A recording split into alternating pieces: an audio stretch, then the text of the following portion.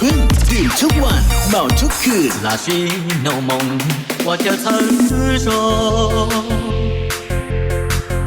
得过这个的大人走，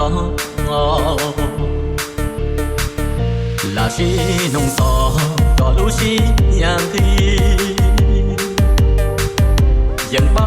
จงเตียนแย่มัว เสียไก่เพชรพาพึ่งดื่มทุกวันเมาทุกคืน那是浓缩我就曾需要ยังเฝ้าจงเตียนแย่มัวแย่ดูเดี๋ยวสิลูเสียน้อยยังจังลู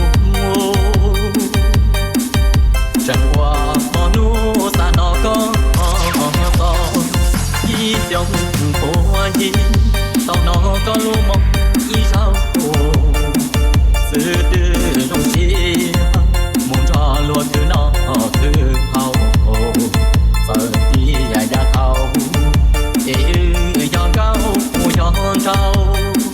这只是到老到做心中。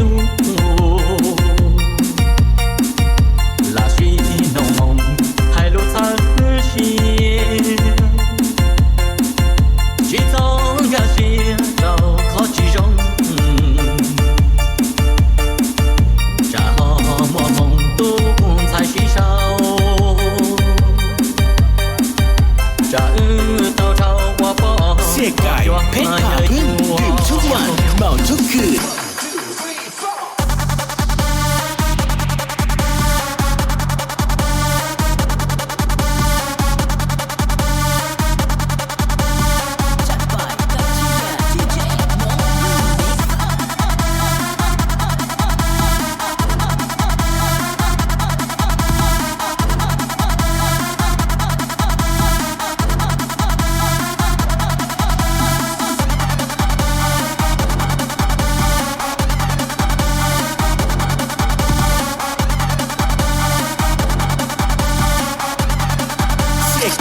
เพชรพาพึ่งดื่มทุกวันเมาทุกคืน一种